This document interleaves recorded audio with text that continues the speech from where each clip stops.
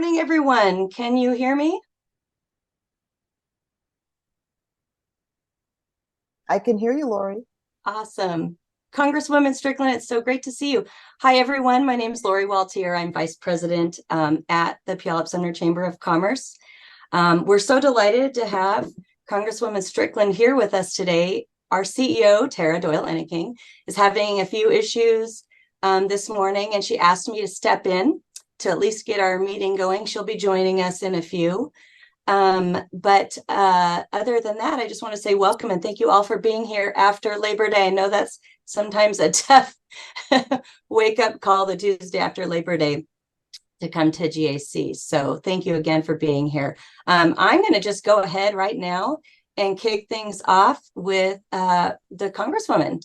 And then after that, we can have a little Q&A and hear updates from our other municipalities. But let's go ahead and get started if that works for you. It does. Well, thank you, Lori, and thank you for joining us the Tuesday after Labor Day. As mentioned, that's a tough call to show up at an early meeting. I do appreciate it.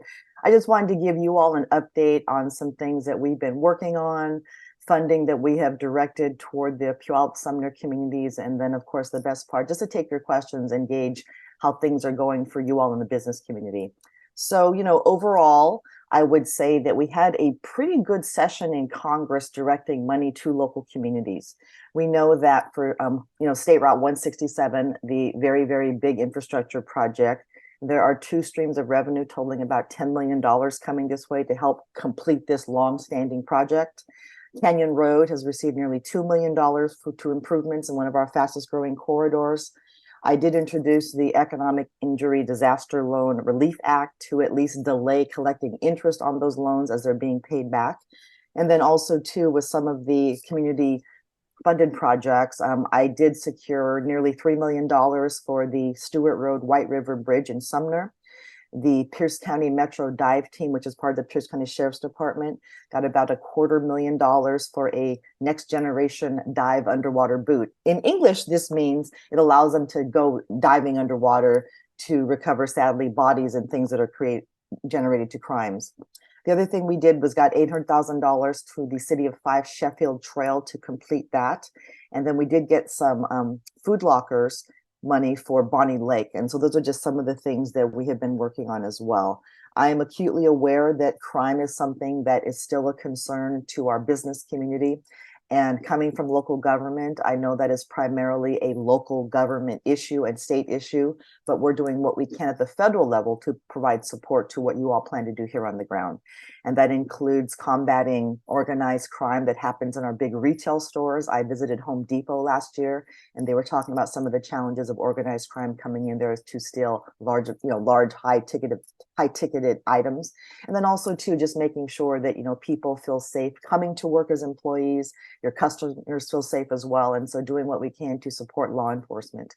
One of the things that I did sign on to with most of the Washington state delegation was really asking the governor's office here in Washington and the Department of Commerce what they plan to do with funding that was redirected toward burn justice grants.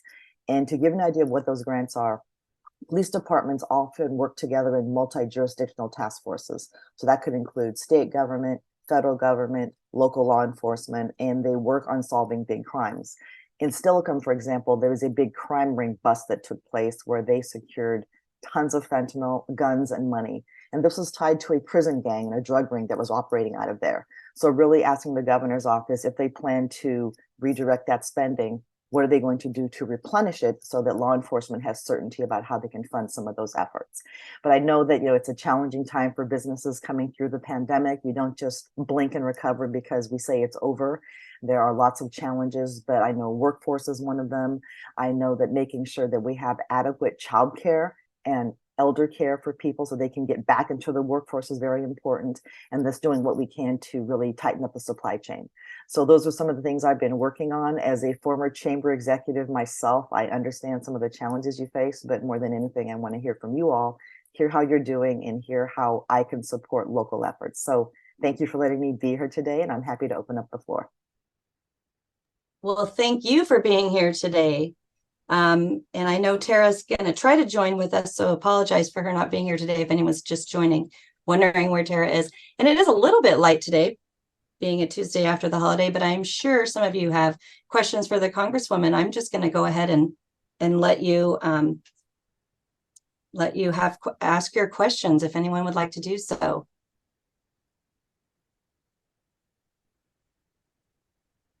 Good morning, Congresswoman. Sorry, this is Diana Swartz.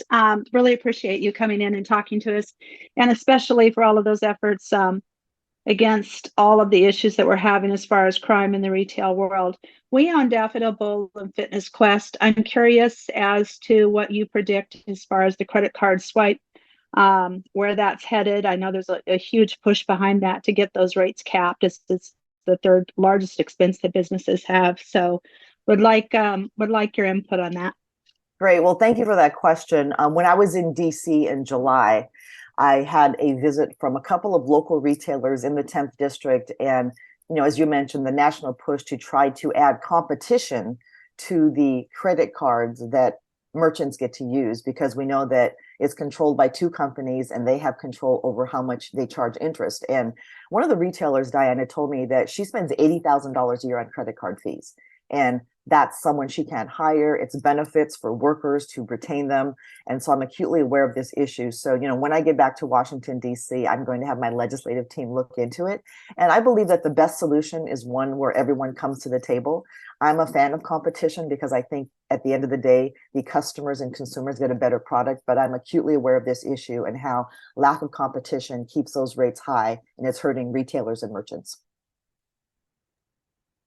Thank you. Appreciate that. Thank you, Diana. Deanna, did you say that it was your third largest expense? It is, and that's common throughout retail. Once it's a sort of a hidden fee that a lot of businesses don't realize, but it's and they just did. Visa and MasterCard just implemented another rate hike just within, I believe, the last week and a half. So it's continuing to be a problem for us. And one of the things that I would request of you merchants is just reach out to your members of Congress on both sides of the aisle, obviously, and just talk about how this is hurting Main Street and small businesses, because as you all know, the small businesses are the retail anchors of neighborhoods. And we want to make sure that we do not have businesses shutting and boarded up storefronts. So reach out to everyone you can and really just elevate your voices in this conversation. Thank you. Does anyone else have any questions for Congresswoman Strickland while she is here with us today?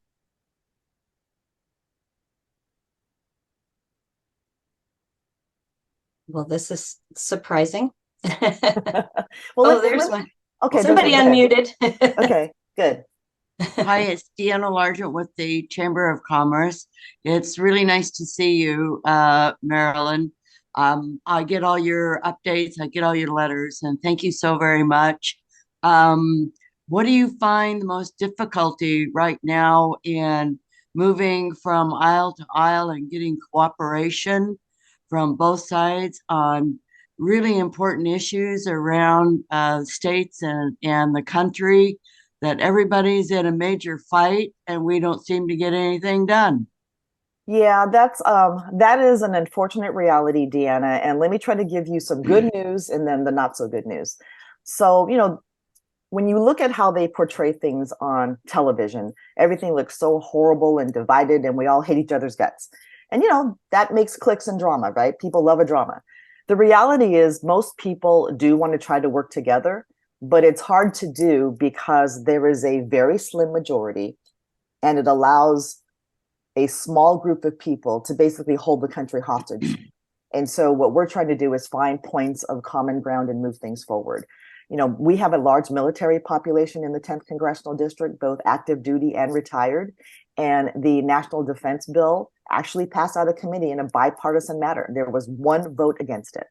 And as the Senate takes a look at this bill, I am very hopeful that we're able to do some good work there.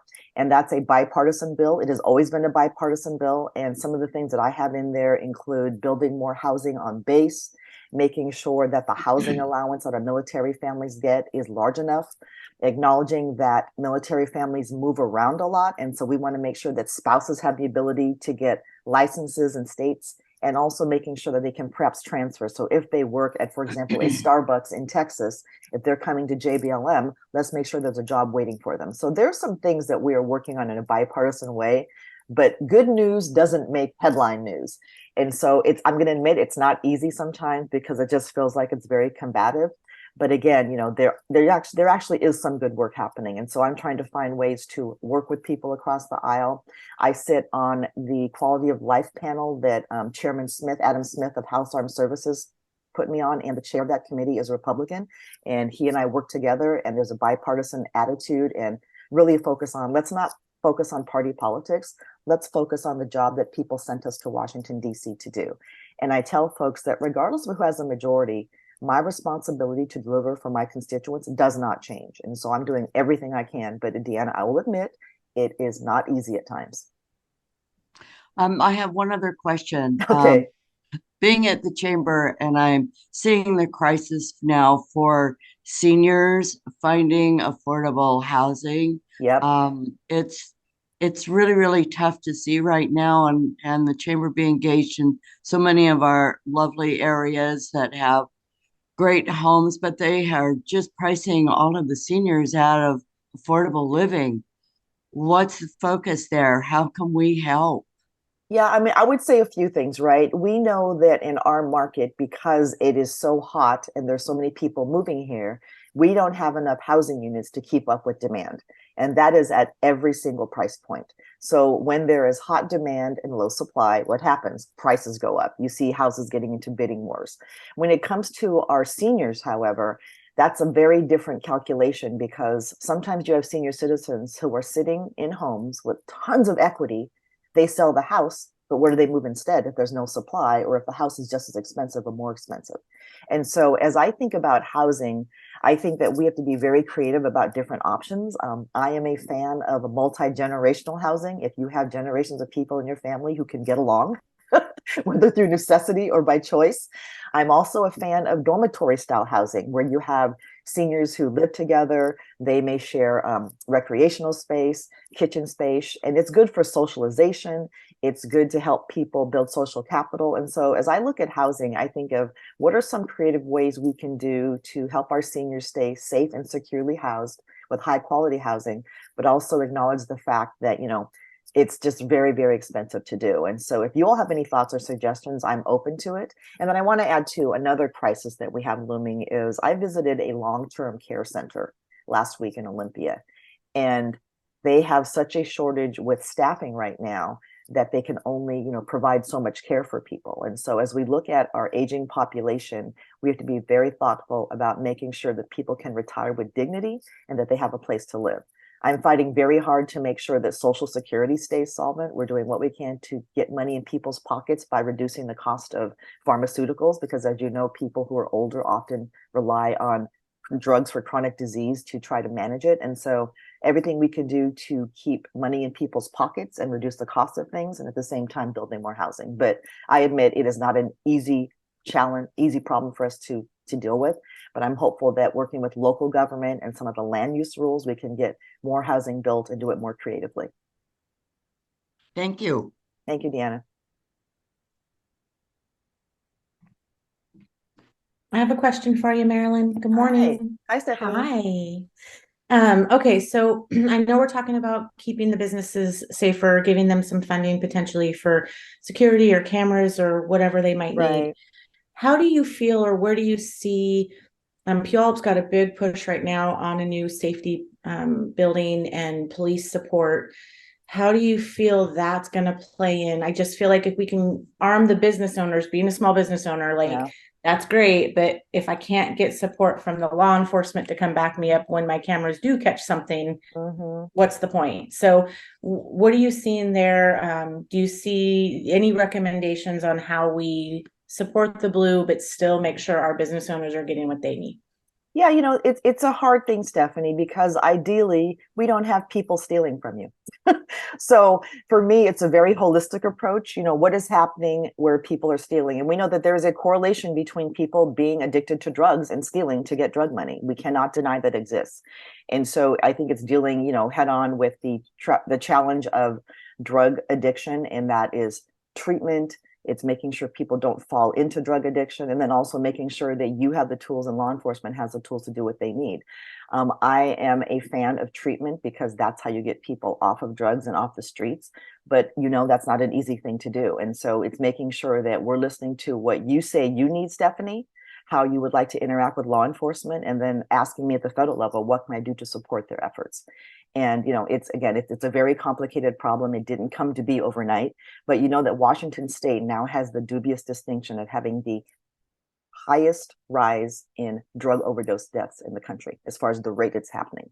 And so this is not an imagined problem, but we have to take a very holistic approach to it, because if we're using law enforcement, then we're reacting to the tail end of it. And we have to look at keeping people out of the system, getting them treatment, and then holding people accountable if they commit a crime. I appreciate you. Thank you. Good morning. My apologies. Hi, Tara. Good morning. Wonderful to see you a couple weeks ago at lunch. Yes, that was lovely. Just to piggyback off of what Stephanie was saying, in our particular area, particularly with the auto dealers, we've also experienced a significant rise in crime. And with that, the burden of additional costs to having surveillance, putting in whether equipment or hiring security staff. And so I know I had kind of prompted just a little bit you to see if there were funds for anything that could be used to direct businesses to, I guess, helping supplement those costs, those burdensome costs. Yeah, I know that we had some funds available through Homeland Security when religious organizations were being attacked at one time. So that could be a venue. And so what I'll do is Kimber's here on my staff taking notes, and we'll see if there are any sort of grants or funding that you can use. Homeland Security would be relevant because this is about safety and security and theft. But let's see if there are streams of funding available. And if it's a grant process, our office can help you submit a grant that's going to be more effective, because as you know, these are very, very competitive. But there are lots of public safety, law enforcement, Homeland Security streams of money that have been coming to the state and into your communities. And so let's find out what's available for you and make sure that you all are aware of what you can apply for.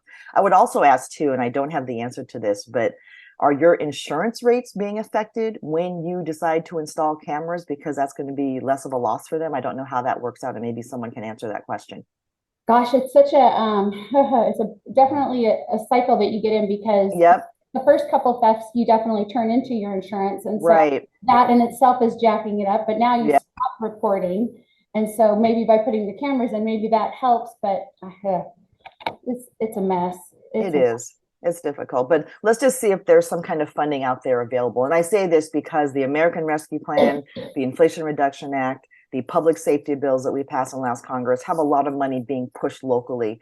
And what I tried to do, and a lot of us are trying to do, is let the local community have the discretion to decide how that money is used instead of being so very prescriptive about it. So there might be some DOJ funding or some grants that you all can access. Okay.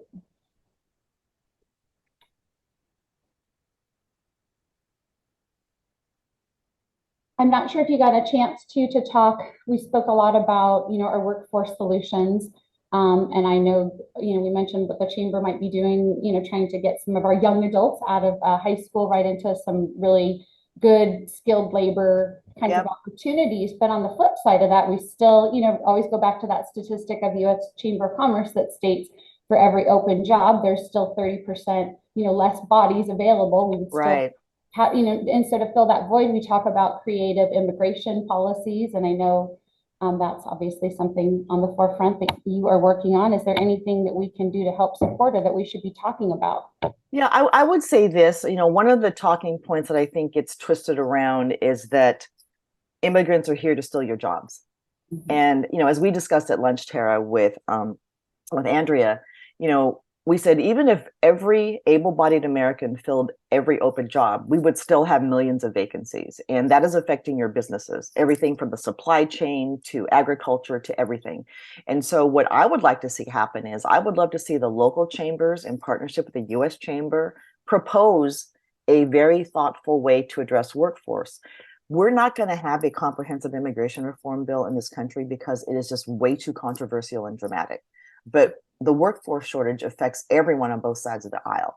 So I think that if you all as a business community in every sector, whether it's healthcare, retail, manufacturing, you name it, If you all take the lead and say, we have a workforce shortage, and here's how we think thoughtful immigration could support that, I think that could be a winning message. There are young people here in this country who are native born, they're dreamers, and they have known no other country as their home, and they don't have access to citizenship. So I think that there's some very thoughtful, low-hanging fruit that we can take to try to alleviate some of these challenges.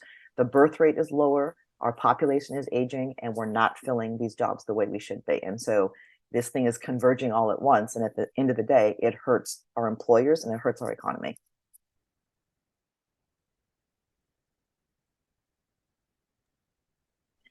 Hi, Marilyn. This is Representative Cindy Jacobson. Hi, Representative. How are you?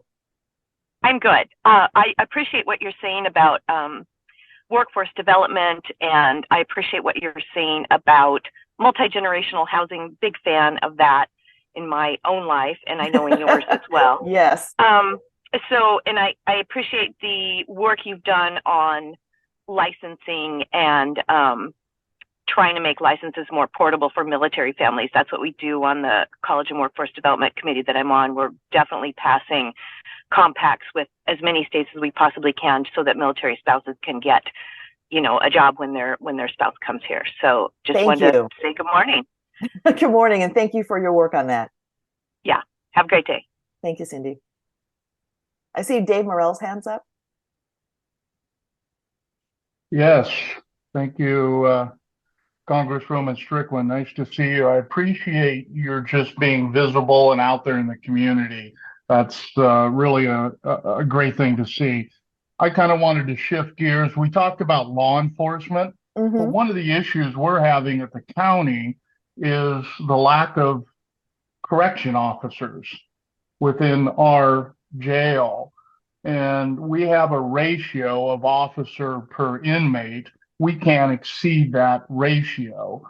So we may have 100 beds available, but we can't process anyone because we don't have staffing. Right. That has been going on for 4 years now. So I know a lot of the conversation is about law enforcement staffing, but there's 2 tiers to this. Yep. And one of the challenges that we get is at our jail, 95% of the beds are taken up by felony violent offenders. We can't process them through. A lot of them need to have mental health evaluations. Yep. And we're just so far behind on that. But one of the things you in your work at the federal government, we're trying to start up jail to community programs, a transition where we can, guide folks that are coming out of the system to have a better success. And we have kind of internally funded a pilot program, but there again, if there's any federal funds out there, we would like to, investigate that on grants or any successful programs out there. So if you could put that on your list, if there's any, like I say, jail to community transition programs that you've seen to be successful in your connections, we'd love to hear from them. Also, you had mentioned, unfortunately, the dubious connection between overdoses in the state of Washington. As you know, jails are the largest detox centers in the state. They sure are. But we have a challenge trying to implement any drug rehab program within our jails. And, we would love to have the opportunity to do it. Sure, we have, drug court that handles it at a lower level. But, it's sometimes when you put someone in a cell for 2 or 3 weeks, and they detox out and become a little clearer in their thinking, that they're more open to, some kind of a drug rehab program whether it be medical or conventional. So we've been trying to craft something that we could do there again as a pilot program in the Pierce County Jail to be able to try to help in that effort. So if you know of any grants out there, federal, that we could use for any drug rehab programs in our jails, I would greatly appreciate it. Great. Well, Dave, I appreciate your sharing this. And, to your point, county jails tend to have two functions. They are mental and behavioral health facilities, or they are substance abuse facilities. That was in emergency rooms. And so to your point about trying to, while people are there, let's try to get them help. So number one, we lowered the rate of recidivism so they don't keep cycling in and out of the system. And when they are released, that they actually are on a path to something positive. And so I've been talking for a long time about trying to do that at the state through the Department of Corrections, but maybe trying at the county level is actually going to be an easier fix, because as you know, things move more quickly at the local level than they do at the state level. No offense to Cindy. And so maybe there's something at the federal level that I can explore to see, number one, does it already exist in another state, Dave? Or number two, can I introduce a bill? Because this is, again, another opportunity to do some really good bipartisan work. So thank you for raising that issue. And my ledge team will look into this in Washington, D.C. I go back on the 12th of September. Pray for me. But I think that, I think it's a really, really good idea and just a positive way to, address these folks, as you know, who just come in and out of the system and cycle in and out all the time. And I appreciate that. So our office is probably going to reach out to your ledge team, Dave, and see if there's something that we can do or what we know already. But what a great idea. Thank you. Appreciate it. Have a good day. Thank you. Okay, you too.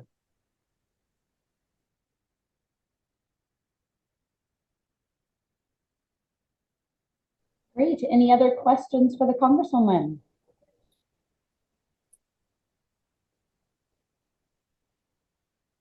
I don't know if you're fully aware of some of the audience. I see quite a few of our board members. I believe you've had an opportunity to meet David Montevideo out at the South Hill Mall. We've got Diana Swartz, who owns Daffodil Bowl and Fitness Quest with her husband. Nicole Phillips out at Sumner Veterinary. Excellent. And Stephanie Schramm. And you had an opportunity to meet Gretchen Casarati yet? She's the new executive director for the Pierce County Library System. Oh, I don't think I have. Let's say hello, Gretchen. Good morning. Good morning, Gretchen. Appreciate your work. And I've only been in my position for a year, so I'm still really learning a lot about the county and all the resources available. And we'll be building a new library in Sumner in the next year or so. So we've got a lot happening over in the East County. Good stuff. That's fantastic. I'm a former employee of the Tacoma Public Library. A lot of people don't know that. So I didn't. Deep Awesome. appreciation for libraries in my heart. So thank you for the work you do in Awesome. a very changing environment of how people access information. Indeed. Indeed. Fortuitously, our city-to-city tour this year is in Boise, Caldwell, and Meridian. And Gretchen, prior to coming to her role here in Pierce County, was in those Meridian, Caldwell, Boise areas. Oh, excellent. Yeah, helped develop two of the libraries we'll be visiting. So very good. Kind of worked out nicely. Well, any other questions? Kimber, I have one of my staffers on the call here. Kimber, did you have any questions for any of the folks here, just based on anything you've heard or any clarification that you need?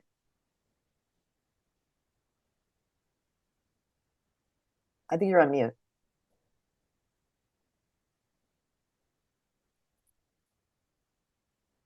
It's been like 4 years and I'm still making that mistake of not unmuting myself. I think I have really good notes. There's grants for public safety and homeland security that our office is going to look into, as well as jail to community programs, drug rehab programs, and then connecting our ledge team with Councilmember Morell's ledge team. Is there anything else that I should add to is there anything else that anyone wants to add to my to-do list or report out? To a follow-up list. I come to the meeting, I generate all the work. It's good to have someone crossing the T's and dotting the I's there, Kimber. Thank you. All right. Well, thank you very much. I appreciate all the work that you all do. As always, feel free to reach out to my district team or shoot us an email in Washington, D.C. But I'm here, number one, to make sure that the South Sound gets its share of all this money coming from the federal level, and just making sure that I'm acutely aware of your needs so that we can translate that into good federal policy. Oh, we appreciate your work. Thank you. Okay, thank you, everyone. We will pray for you. Good luck. Thank you. Have a good one. All right. All right. Well, hey, I see also, gosh, you're bouncing around on my screen now. Councilman King, thank you for being here. I don't know if you had an opportunity to have any questions. I was kind of working my way to you. But how are you doing? And anything you want to have any updates from the city for us? Thank you so much. No, I didn't have any questions, but it was a great opportunity to listen from the Congresswoman. With that said, any updates? I would say the biggest one is, as you know, we had the rollout just a few months ago of the expedited permit processing within the city. And here in the coming weeks, hopefully no longer than a few more weeks, we'll be rolling out the potential use of TI improvements within the city, expedited permit processing. So they have a few more things to work out and get implemented into the system. And once that's done, then all of our business owners will be able to apply for expedited permit processing with TIs. So hopefully we'll be able to get that rolled out here sooner than later, but probably 3 to 4 weeks before we see that. Hopefully, fingers crossed. Yeah. And is the Concerts in the Park put on by the city, or is there another group that runs those? Do you know? Concert in the Park, I should say, is ran by our city Parks Department. Yeah. So we just wrapped that up, and it was a great season of musical entertainment throughout the summer. Yeah, it was wonderful. But that's about it. That's all I got for you. All right. Do the Puyallup. Yes, do the Puyallup. Cattle Drive, everybody, this Friday. If you've not ever seen that before, there are literally cattle steer going down Meridian, along with all of our, community representatives. Different agencies, organizations have floats. It's a great parade, but a real great kickoff during the rodeo season. And I think is it 10 a.m.? I don't know, Lori, if you recall if it's 9 a.m. or 10 a.m., but it's pretty cool. I will be there. I love it. The cattle drive. Okay, and so, well, thank you for being here. I know County Councilman Dave Morrell, do you have any updates from the county? Well, good morning, everyone. Hopefully your Labor Day weekend was uneventful, but encouraging that you got some time off. So now it's back to work. The county is busy. We're going to do our biennial budget coming up. A lot of emphasis and energy being focused on that right now. Also, along with that is the 10-year comp plan is being worked on. It has to be passed by, I think, February of 2024. And so that will be where a lot of cities look at incorporation or annexation areas and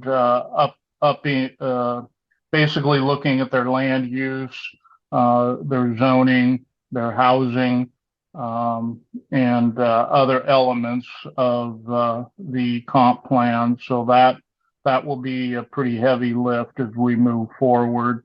So any of your folks that want to get rezones need to contact either your city or your county and make your needs known there.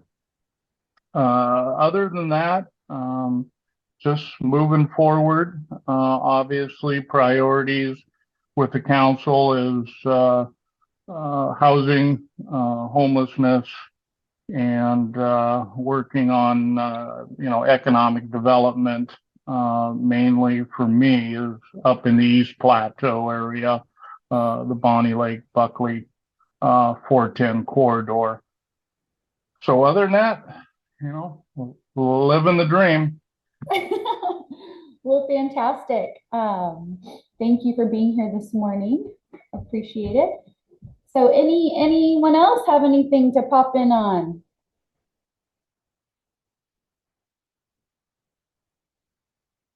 Diana, I hope everything's going well with your baby, and I know that Sumner Vet, I'm sure, did a fantastic job with you. Not to go into too much detail, but two of my favorite people and organizations working together this weekend. They absolutely did. They always are there for us, and we sure appreciate them. Yeah, good. All right, folks. Well, I'm going to give you 22 minutes back of your Monday day. Let's get on to the roll here. Tuesday. I hope to see you guys all out at the fair this weekend or at the rodeo, and just, hey, have a great week. We've got, for those of you who are part of our Blue Scarf Society, hey, Gretchen, you might want to join us. We have a reception this Thursday, part of our mentorship group, where Monica Powers will be speaking on storytelling. And so it's just kind of a fun happy hour, 3:30 to 5:30 out at Farm 12. So just reminding you folks. All right, sounds good, Gretchen. Okay, well, thanks everyone. Have a great rest of your week. Great seeing you all.